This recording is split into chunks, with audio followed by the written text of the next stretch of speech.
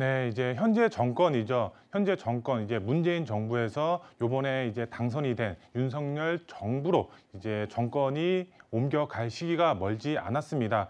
정말 이제 한 달도 채 남지 않았다라고 보시면 될 것 같은데요. 부동산에 관심이 있고 투자 계획을 세우시는 분들의 경우 어떤 투자 종목에 투자를 해야 될지 고민이 참 많다라고 할 수가 있겠는데요. 오늘 강의도 이런 부동산 투자에 있어서 고민이 많으신 분들의 경우 좀 잘 들어보시고 투자의 판단을 세우실 수가 있을 것 같은데요. 바로 정비 사업에 투자를 하셔라라고 이제 설명을 드릴 수가 있겠는데요. 왜 정비 사업에 투자의 방향을 세워야 될까요?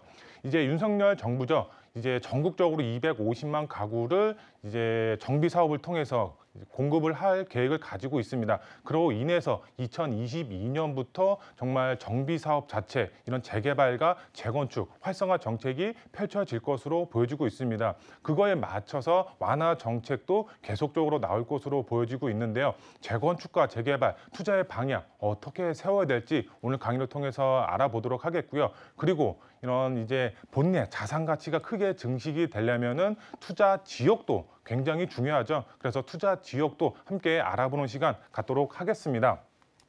먼저 이제 강의 한번 보시게 되면 첫 번째로 앞으로 정비 사업을 주목할 수밖에 없는 이유가 있습니다. 이번에 이제 보도 내용이 나와 있는데요. 보도 내용을 통해서 왜 주목을 해야 되는지 첫 번째로 알아보도록 하겠고요. 그리고 지역적으로 한번 알아보도록 하겠습니다. 두 번째로 현재 가치보다 앞으로의 미래 가치가 굉장히 높은 지역, 이제 다들 아시겠지만 바로 용산 지역이다라고 보시면 될 것 같은데요. 앞으로 정말 많은 개발 호재로 인해서 용산 지가 크게 상승이 될 수밖에 없습니다.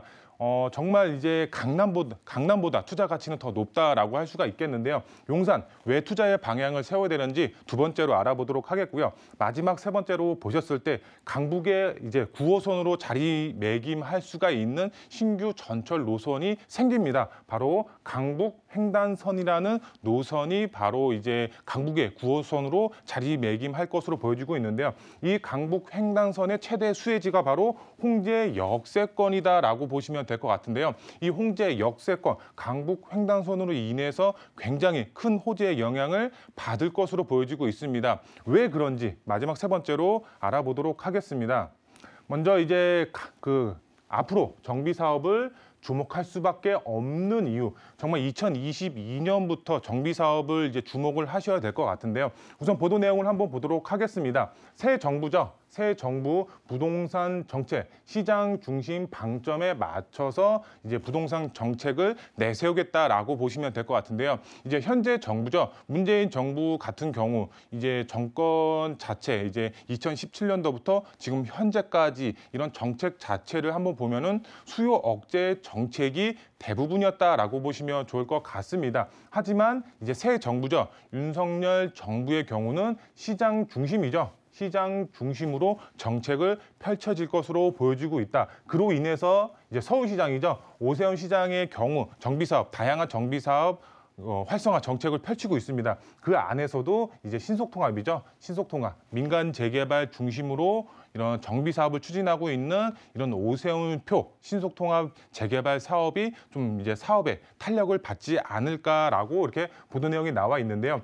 우선 보도 내용을 계속해서 보시면은 윤 당선인이죠. 민간 주도 임기 내에 250만 가구를 전국적으로 주택을 공급하겠다 공약을 한 상태다 이렇게 보도 내용이 나와 있습니다. 지금 서울 도심뿐만 아니라 전국적으로 공급량 자체가 상당히 부족합니다. 이런 수요 억제 정책 플러스에서 공급량 자체가 상당히 부족하기 때문에 전국적으로 정말 집값이 안 오른 지역이 없다라고 할 정도로 이런 집가 자체가 굉장히 큰 폭으로 상승이 됐었습니다. 그로 인해서 이런 수요 억제 정책보다는 공급에 초점을 맞춰서 부동산 정책이 활성화될 것으로 보여지고 있는데요.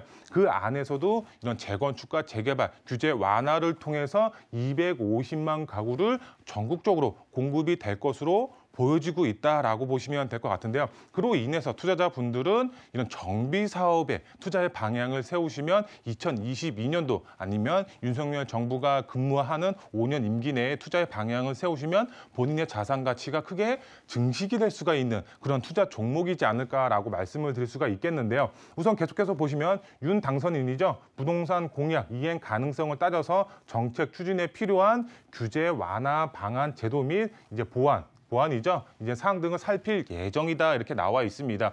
5월 중순입니다. 5월 이제 한 10일 정도에 윤석열 정부가 본격적으로 정권을 잡고 일을 시작합니다.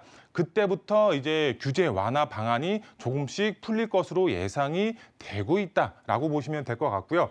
보시면은 실적인 규제 완화가 이루어질 경우 오 시장에 이제 역점이죠. 바로 신속통합기획이 탄력을 받을 것으로 보인다 이렇게 나와 있습니다. 지금까지 이제 문재인 정부죠. 문재인 정부의 경우는 뭐 공공재개발이라든가 3080 플러스 공공재개발 이런 공공이 주도하는 정비 사업에 초점이 맞춰졌다라고 하면은 윤석열 정부라든가 아니면 오세훈 시장의 이제 중점은 민간 주도형 재개발 방식으로 초점이 맞춰졌다라고 보시면 좋을 것 같은데요. 그로 인해서 오세훈 시장이 중점적으로 밀고 있는 이런 신속통합, 그다음에 뭐 모아주택이라든가 아니면은 역세권 시프트 개발 사업이라든가 소규모 정비 사업이라든가 여러 가지 이제 정비 사업들 활성화 방안이 있죠. 이런 정비 사업들 자체가 조금 개발의 속도가 탄력을 받을 것이다. 이렇게 이해를 하시면 좋을 것 같고요. 그러면 이제 현재 정부죠. 이제 문재인 정부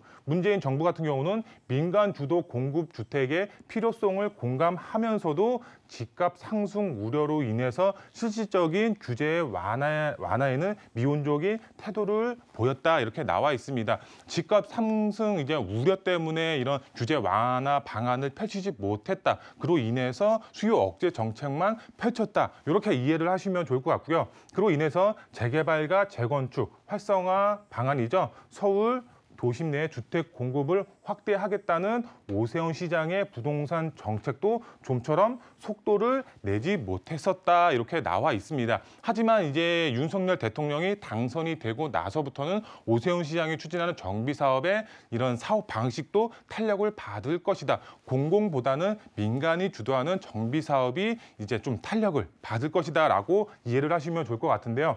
우선 공급량 확대죠. 공급량 확보를 위해서는 재개발, 그다음에 재건축 말고는 답이 없다라고 보시면 좋을 것 같은데요. 이제 서울 도심 안에서 이제 나대지죠. 노는 땅이 없습니다. 기존 건축물을 허물고 새로 지어야 된다라고 보시면 좋을 것 같은데요. 그로 인해서 노밀집 지역 안에 있는 이런 소형 주택이라든가 다세대 다가구 주택, 이런 노후주택 단지를 밀고 재개발을 통해서 아파트를 만들거나 아니면 재건축 아파트죠. 재건축, 정말 노후되어 있는 아파트를 허물고 다시 신축 아파트를 짓는 재건축, 재개발, 그다음에 재건축 말고는 공급 확보를 할 수가 있는 서울 나대지 땅이 없다. 그래서 기존 건축물을 허물고 새로 지어야 된다. 그래서 재개발, 재건축 말고는 답이 없다라고 보시면 될 것 같은데요. 그로 인해서 2022년도죠. 올해부터 정비 사업을 주목을 하셔서 투자의 방향을 세우셔야 된다라고 보시면 될 것 같고요. 부동산 투자는 이제 선점이죠. 선점. 굉장히 중요하다라고 보시면 좋을 것 같습니다. 이런 오세훈 시장이라든가 윤석열 정부 이런 이제 앞으로의 정책 방향을 보면은 이런 시장 방향으로서의 정책이 주가 이루어질 수가 있겠지만 한편으로는 투기 방지 대책도 같이 나올 수가 있다라는 점입니다. 오세훈 시장 지금 이제 보면은 투기 방지 대책 정말 이제 뭐 현금 청산 우려 지역이 많이 있습니다. 그로 인해서 이런 재개발 쪽으로 투자를 이제 꺼려 하시는 분들도 굉장히 많이 있습니다. 현금 청산 우려 지역이 굉장히 많이 있기 때문에. 그런데 이런 현금 청산 걱정 없이 투자하려면 어떻게 된다? 선점. 개발 가능성이 있는 예정지에 미리 선점해서 투자의 전략을 세우시면 현금 청산 걱정 없이 투자를 하실 수가 있다. 투기 방지 대책을 피하실 수가 있는 방법은 바로 선점해서 투자의 전략을 세우시면 현금 청산 걱정 없이 안전하게 투자하실 수가 있다라고 보시면 좋을 것 같은데요. 그래서 우리는 정비 사업에 투자를 해야 되지만 투자의 방법은 선점해서 투자의 전략을 세우셔라라고 설명을 드릴 수가 있겠고요. 이런 정비 사업도 고액으로도 투자가 가능하고 소액으로도 얼마든지 투자가 가능하다. 모두 투자가 가능하다라고 보시면 될 것 같은데요. 본인의 상황에 맞춰서 전략을 잘 세우시면 될 것 같습니다. 소액으로는 이제 뭐 다들 아시겠지만 갭 투자, 이제 레버리지를 활용하셔서 이런 정비 사업 안에서도 재개발의 투자의 방향을 세우시면 될 것 같고요. 조금 고액, 이제 10억 이상 뭐 이런 분들의 경우 고액으로 투자의 방향을 세우시는 분들의 경우는 재건축 아파트를 노려보시는 게 이제 현명한 투자 방법이지 않을까라고 이제 설명을 드릴 수가 있겠는데요. 그러면 이제 정비 사업에 투자를 해야 되는데 어떤 지역에 투자를 해야 되냐? 바로 현재 가치보다 미래 가치가 높은 용산 지역의 투자의 방향을 세우시면 지금 현재 이제 본인의 자산 가치보다 앞으로의 자산 가치가 크게 증식이 될 수가 있다라고 보시면 될 것 같은데요. 우선 보도 내용 나와 있습니다. 용산 부동산 시장 이제 지각 변동, 상박축이 뜬다 이렇게 보도 내용이 나와 있습니다. 왜 뜰까요? 바로 대통령 집무실 이전 효과로 인해서 이 앞으로의 용산 지가가 크게 우상향한다. 그리고 개발의 이제 속도가 탄력을 붙는다라고 보시면 될 것 같은데요. 이 용산 대통령 집무실이 용산으로 이전이 되면서 악재의 영향도 있지 않냐 이렇게 말씀하시는 분들도 있습니다. 맞습니다. 악재의 영향도 있지만 호재의 영향도 굉장히 크다라고 보시면 될 것 같은데요. 서울 핵심 지역으로 급 부상이 되고 있다라고 보시면 될 것 같습니다. 이 지도를 한번 보시게 되면은 빨간색으로 표시가 되어 있는 대형 개발 호재가 정말 이제 앞으로 개발에 탄력이 붙을 것으로 보여지고 있습니다. 여기 파란색 보이시죠? 파란색이 이제 삼각지 부근에 있는 용산민족공원 안쪽에 국방부죠. 국방부의 이 대통령 집무실이 이전이 된다라고 보시면 될 것 같은데요. 이 주변 반경으로 500m죠. 500m가 조금 이제 악재의 영향이 조금 있을 것으로 보여지고 있지만 크게 보면은 용산 전체로 봤을 때는 큰 이제 그 지가가 우상향이 될 것으로 보여지고 있다라고 보시면 될 것 같은데요.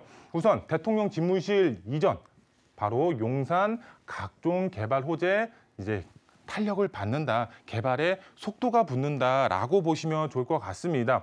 이 대통령 집무실이 이전됨으로써 교통이 혼잡해질 수밖에 없습니다. 경호 인력이 따라가고 그다음에 퇴근길, 출퇴근길 막힐 수밖에 없습니다. 당연한 얘기입니다. 그리고 대공시설이죠. 대공시설이 설치가 될 수밖에 없습니다. 그로 인해서 고도 제한이 이제 반경 500m 안으로는 고도 제한이 들어갈 수밖에 없겠고요. 그다음에 대통령이기 때문에 당연히 보안시설이 추가적으로 설치가 될 수밖에 없습니다. 그로 인해서 이런 악재의 영향이 너무 큰 거 아니냐 이렇게 말씀하시는 분들이 있는데요. 제가 말씀을 드리겠습니다. 작은 그림을 보지 말고 큰 그림을 보셔야 됩니다. 앞으로 봤을 때는 용산 정말 이제 크게 우상향할 수밖에 없는 그런 미래 가치를 갖고 있다라고 보시면 좋을 것 같고요. 집무실 들어가면 용산 땅값, 집값 크게 오른다라는 점 크게 이제 주목하시면 좋을 것 같고요. 이 용산의 경우는 제2의 강남이 될 수가 있다. 이런 용산 주목하셔서 투자의 방향을 세우셔야 된다라고 보시면 될 것 같은데요. 그만큼 용산 투자 가치 상승이 될 수밖에 없는 미래 가치가 높은 지역이다라고 설명을 드릴 수가 있겠고요.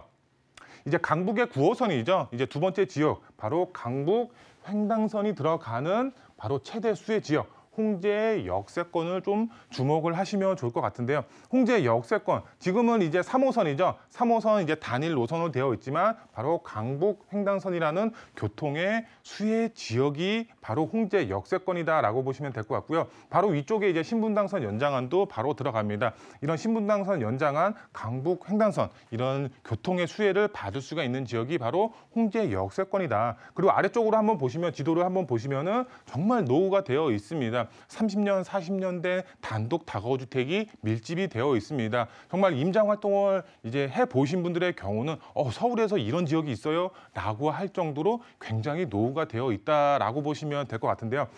정말 개발을 할 수밖에 없는 그런 지역이다라고 보시면 될 것 같고요. 현재 단일 노선이죠. 앞서서 말씀을 드렸지만 바로 홍제 역세권은 더블 역세권으로 변합니다. 바로 강북 횡단선으로 인해서 교통의 수혜가 들어갑니다.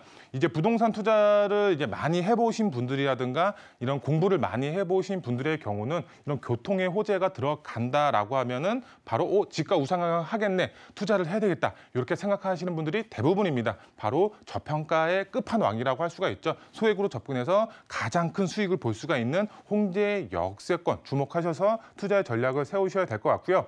바로 홍제 역세권은 바로 완벽한 노후도 조건을 갖추고 있습니다. 그만큼 개발 가능성 상당히 높다라고 설명을 드릴 수가 있겠고요. 재개발 활성화 정책 뒷받침이 되고 있습니다. 앞서서 이제 윤석열 정부죠. 이제 보도 내용을 통해서 말씀을 드렸지만 윤석열 정부, 그다음 오세훈 시장 이렇게 정비사업 활성화 정책을 계속해서 이제 펼칠 것으로 보여주고 있기 때문에 이런 홍제 역세권도 개발 가능성 상당히 높다라고 보시면 될 것 같고요. 현재 이제 저평가되어 있습니다. 소액으로 접근 가능합니다. 이런 교통의 수혜까지 받아보면서 신축 브랜드 아파트 입주권까지 동시에 노려볼 수가 있는 이제 정말 미래 가치가 높은 지역이다라고 보시면 될 것 같고요. 투자 포인트 3가지로 좀 정리를 해드리겠습니다. 정비사업 완화 정책 완급 조절되면서 계속적으로 풀릴 것으로 보여지고 있습니다. 완급 조절을 할 수밖에 없습니다. 정말 한꺼번에 이제 완화를 하면은 시장이 혼돈이 될 수밖에 없습니다. 그렇기 때문에 점차적으로 순차적으로 이렇게 완급 조절이 되면서 이제 완화 정책이 계속해서 나온다라고 보시면 될 것 같습니다. 그로 인해서 바로 2022년부터 정비 사업을 주목하셔서 공부도 하시고 임장 활동도 하셔서 투자의 방향은 정비 사업, 재개발, 재건축에 투자의 방향을 세우셔야 된다라고 보시면 될 것 같고요. 이제 현재 정권이죠. 현재 이제 정권 교체 앞으로 한 달도 남지 않았습니다. 그로 인해서 우리는 선점에서 투자의 전략을 세우셔야 된다. 왜? 그래야지 소액으로 접근이 가능하기 때문에 선점에서 소액으로 정비 사업에 투자의 방향을 세우셔야 된다라고 설명을 드릴 수가 있겠고요. 지역적으로는 용산, 그다음에 홍제동에 승부를 거셔라라고 설명을 드릴 수가 있겠습니다. 정말 앞으로의 미래 가치가 있고 저평가되어 있고 다양한 개발 호재로 인해서 이런 집가 상승 크게 노려보면서 개발에 따라서 아파트 입주권까지 동시에 노려볼 수가 있기 때문에 빠르게 선점 투자 전략 세우시면 본인의 자산 가치가 크게 증식이 되지 않을까라고 설명을 드릴 수가 있겠습니다.